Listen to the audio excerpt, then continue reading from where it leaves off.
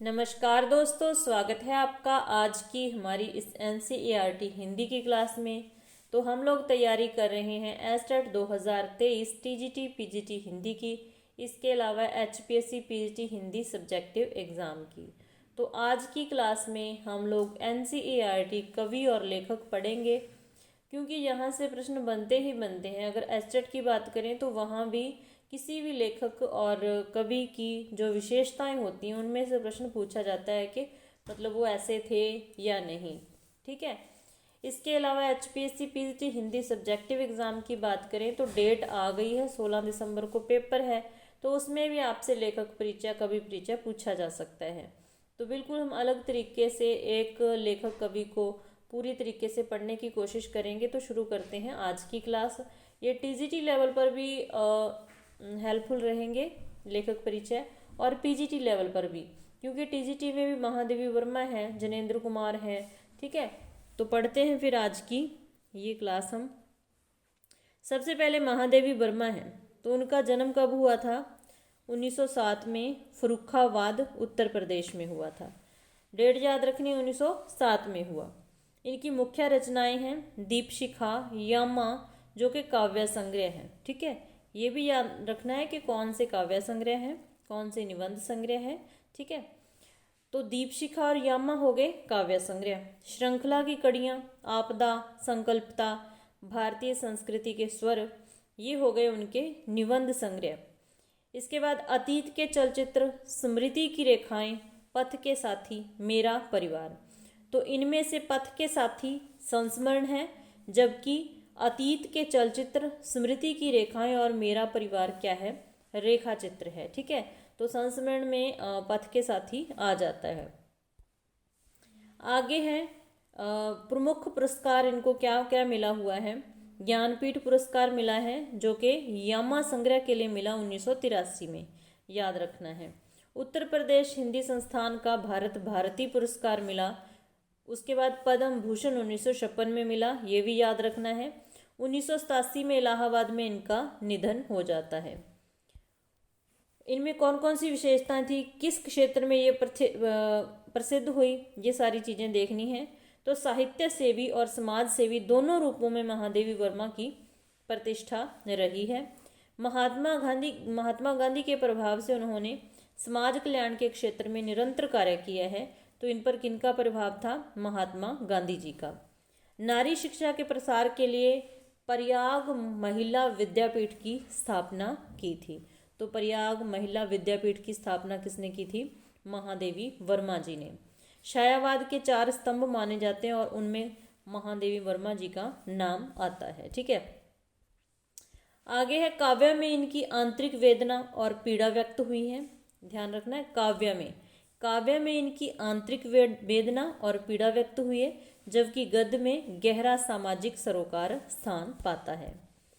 श्रृंखला की कड़ियाँ 1942 में, उस समय की अद्वितीय रचना है। श्रृंखला की कड़ियाँ 1942 में प्रकाशित हुई, तो ये उस समय की अद्वितीय रचना है।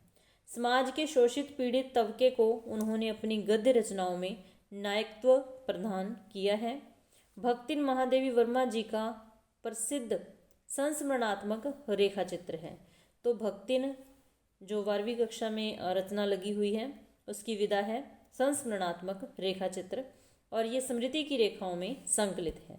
तो महादेवी वर्मा से अगर कोई मतलब प्रश्न आता है तो आपको हेल्प मिलेगी। इस चीज़ों को आपने ध्यान रखना है, इन चीज़ों को, तो आप अच्छे से कर पाएंगे। आगे है हमारे जनेंद्र कुमार जी। जनेंद्र कुमार का जन्म 1905 में अलीगढ़ उत्तर प्रदेश में हुआ। इनकी रचनाएं हैं परख, अनाम, स्वामी, सुनीता, त्यागपत्र, कल्याणी, जयवर्धन, मुक्तिबोध। ये सारे इनके क्या हैं? उपन्यास हैं। ये सारे इनके क्या हैं? उपन्यास हैं। वातायन, एक बात, दो चिड़िया, फांसी, नीलम, नीलम देश की राजकन्या, पाजेब, प्रस्तुत प्रश्न, जड़ की बात, पूर्वोदय, साहित्य का श्रेय और प्रेय, सोच विचार, समय और हम, ये क्या है? निबंध संग्रह है। कहानियाँ कौन कौन सी हैं? वातायन, एक रात, दो चिड़िया, फांसी नीलम देश की राजकन्या। तो इसको आप इस तरीके से याद कर सकते हैं कि एक रात दो चिड़ियां बातें कर रही थी कि पाजेब चुराने के कारण नीलम देश की राजकन्या को फांसी दे दी गई। तो सारी कहानियां इसमें कहानी संग्रह आ जाएंगे। एक रात दो चिड़ियां वातायन से बातें कर रही थी कि नीलम देश की राजकन्या को पाजेब चुराने के कारण फांसी दे दी गई है। ठीक है, तो ये हो गई आपकी कहानी संग्रह। इस तरीके से आप याद इसको रख सकते हैं। पुरस्कार कौन कौन से मिले हैं? साहित्य अकादमी पुरस्कार, भारत भारती सम्मान, भारत सरकार द्वारा पद्म भूषण से सम्मानित किया गया है इनको, किनको? जनेंद्र कुमार को। इनका निधन 1990 में हो जाता है। हिंदी में प्रेमचंद के बाद सबसे महत्वपूर्ण कथाकार के रूप में ये प्रतिष्ठित हुए हैं। इन्होंने मनोवैज्ञानिक कथाधारा का प्रवर्तन किया है। तो मनोवैज्ञानिक कथाधारा का प्रवर्तन करने वाले कौन हैं? जनेंद्र कुमार। अच्छे से याद रखना है। 1937 में प्रकाशित त्यागपत्र ने इन्हें मनोवैज्ञानिक उपन्यासकार के रूप में प्रतिष्ठा दिलाई। तो किस उपन्यास से जनेंद्र कुमार को मनोवैज्ञानिक उपन्यासकार के रूप में प्रतिष्ठा मिली? तो वो हो जाएगा त्यागपत्र। कथाकार होने के साथ साथ ये एक गंभीर चिंतक रहे हैं। वह गांधीवादी चिंतन दृष्टि रखते थे। बाजार दर्शन जनेंद्र का एक महत्वपूर्ण निबंध है। इसके अलावा कई सारे बच्चे मेरा फ़ोन नंबर मांग रहे हैं बात करने के लिए।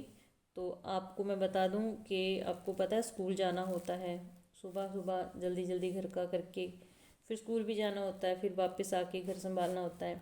3 बजे तक स्कूल में रहते हैं। तो आप लोग, अगर आपको कोई क्वेरी है, आप कुछ पूछना चाहते हैं तो पूछ सकते हैं। मेरा नंबर है 98 127 फिर उसके बाद 98 127 073 93। ठीक है, तो ये मेरा फ़ोन नंबर है। कई बच्चे मांग रहे थे, अगर कोई ज़रूरी मतलब चीज़ पूछनी है तो आप लोग पूछ सकते हैं। 3 बजे के बाद फ़ोन कर सकते हैं। ठीक है, तो आगे ये हो गया हमारे जनेंद्र कुमार जी। जनेंद्र कुमार जी से मतलब जितनी भी महत्वपूर्ण चीज़ें थी वो इसमें आ गई हैं। आगे आ गए हैं धर्मवीर भारती। तो ये भी आपके NCERT ही लेखक हैं। इनका जन्म हुआ था 1926 में इलाहाबाद में। ठीक है, प्रमुख रचनाएं हैं कनुप्रिया, 7 गीत वर्ष, ठंडा लोहा। ये कविता संग्रह है, ध्यान में रखना है, ये कविता संग्रह है। कनुप्रिया, 7 गीत वर्ष, ठंडा लोहा, बंद गली का आखिरी मकान, ये कहानी संग्रह हो गए। सूरज का 7वां घोड़ा, गुनाहों का देवता उपन्यास हो गए। अंधा युग गीति नाटक है।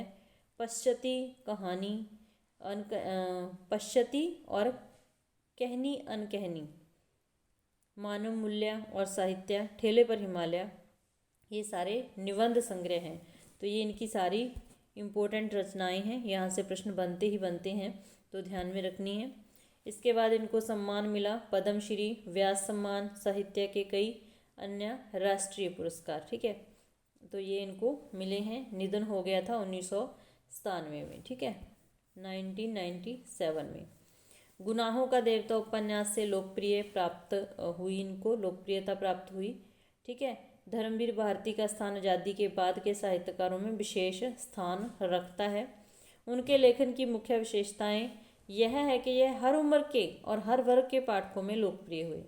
तो जो धर्मवीर भारती थे, ऐसे लेखक थे जिनकी मतलब के कृतियाँ हर वर्ग के पाठकों में लोकप्रिय हुई, चाहे बच्चा, चाहे बूढ़ा, चाहे जवान, मतलब किसी भी तरीके का पाठक है, सब में ये लोकप्रिय रहे।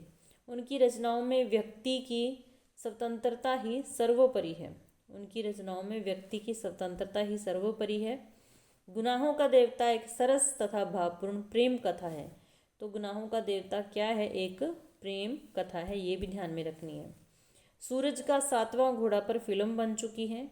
अंधा युग गीति साहित्य में श्रेष्ठ गीति नाटकों में आता है, नाट्यों में आता है। उनके गद्य लेखन में सहजता और आत्मीयता है। लंबे समय तक हिंदी की साप्ताहिक पत्रिका धर्मयुग का संपादन किया है इन्होंने। काले मेघा पानी दे संस्मरण में लोक प्रचलित विश्वास और विज्ञान के द्वंद्व का सुंदर चित्रण हुआ है। तो ये मोस्ट इम्पोर्टेंट पंक्ति है, कथन है आपके लिए धर्मवीर भारती की रचना काले मेघा पानी दे के बारे में। मतलब उसमें क्या है, उसका मूल भाव क्या है। तो प्रचलित विश्वास और विज्ञान के द्वंद्व का सुंदर चित्रण इसमें किया गया है। उसके बाद आ जाते हैं फणीश्वर नाथ रेणु। जन्म हुआ मार्च 1921 में, आरोही हिंगना, जिला पूर्णिया, बिहार। मोस्ट इम्पोर्टेंट है, ध्यान में रखना है। इनकी रचनाएं हैं मैलांचल, परती परिकथा, दीर्घ तपा, जुलूस, कितने चौराहे, ये सारे उपन्यास हैं। ठुमरी, अग्निखोर, आदिम रात्रि की महक, एक श्रावणी दोपहरी की धूप, ये कहानी संग्रह हो गए।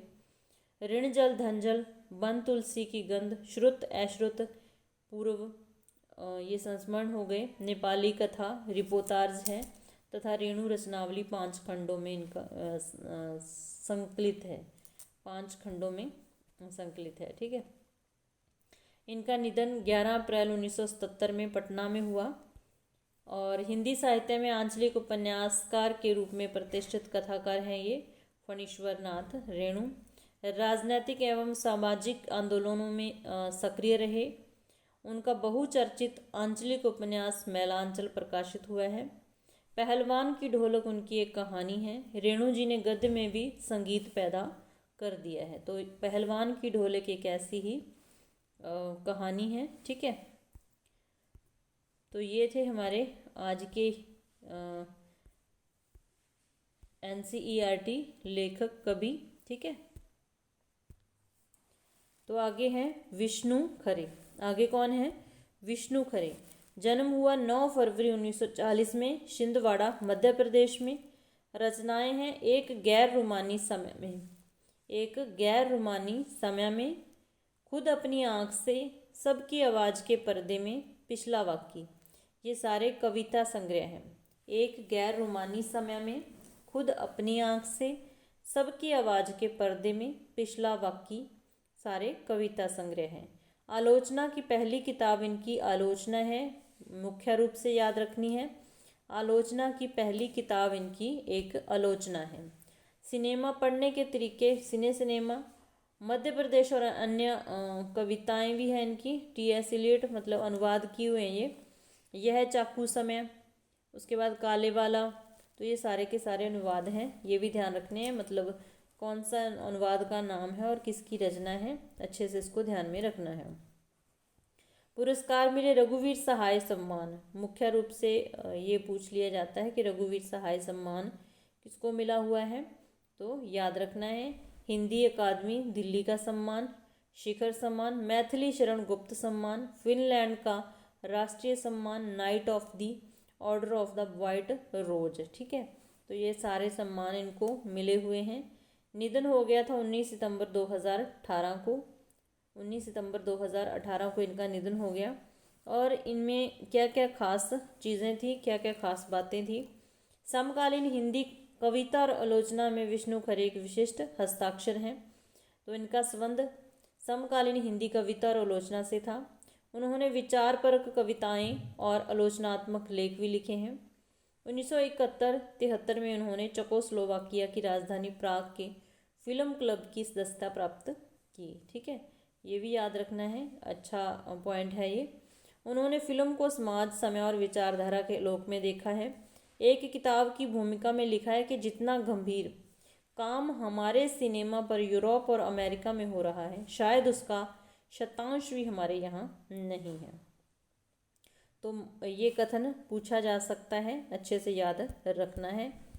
विष्णु खरे की रचना है चार्ली चैपलिन यानी हम सब। ठीक है।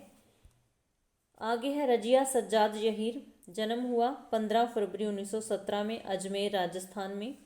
रचनाएं हैं यर्द गुलाब उर्दू कहानी संग्रह है।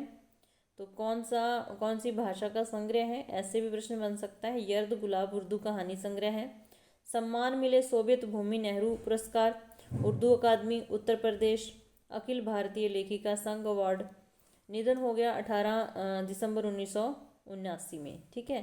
तो इनमें क्या क्या खास चीज़ें थी, खास बातें थी। रजिया सज्जाद जहीर मूलतः उर्दू की कथाकार हैं। उन्होंने BA तक की शिक्षा घर पर रहकर ही प्राप्त की। उन्होंने इलाहाबाद से उर्दू में एमए की परीक्षा उत्तीर्ण की। कहाँ से? इलाहाबाद से। 1947 में वे अजमेर से लखनऊ आई और वहाँ करामत हुसैन गर्ल्स कॉलेज में पढ़ाने लगी। तो अजमेर से लखनऊ कब आई? 1947 में। उन्होंने कहानी और उपन्यास के साथ बाल साहित्य की भी रचना की है। ठीक है। इसके बाद सामाजिक यथार्थ और मानवीय गुणों का सहज सामंजस्य उनकी कहानियों की विशेषता है। तो उनकी कहानियों की क्या मुख्य विशेषता है? सामाजिक यथार्थ और मानवीय गुणों का सहज सामंजस्य। ठीक है। रजिया सज्जाद जहीर की नमक कहानी भारत पाक विभाजन के बाद सरहद के दोनों तरफ के विस्थापित पुनर्वासित जनों के दिलों को टटोलती एक मर्म कहानी है। तो नमक कहानी का विषय क्या है ये पूछा जा सकता है, अच्छे से ध्यान रखना है। आगे आगे हजारी प्रसाद द्विवेदी जी, जे टीजीटी हिंदी में भी इनको पढ़ना है। तो बसंत में इनकी रचना लगी हुई है, इसको ध्यान से देख लेना है। जन्म हुआ 1907 में, आर्त दुबे का छपरा, बलिया उत्तर प्रदेश। प्रमुख रचनाएं हैं अशोक के फूल, कल्पलता, विचार और वितर्क, कुटुज, विचार प्रवाह, आलोक पर्व, प्राचीन भारत के कलात्मक विनोद, ये सारे निबंध हैं।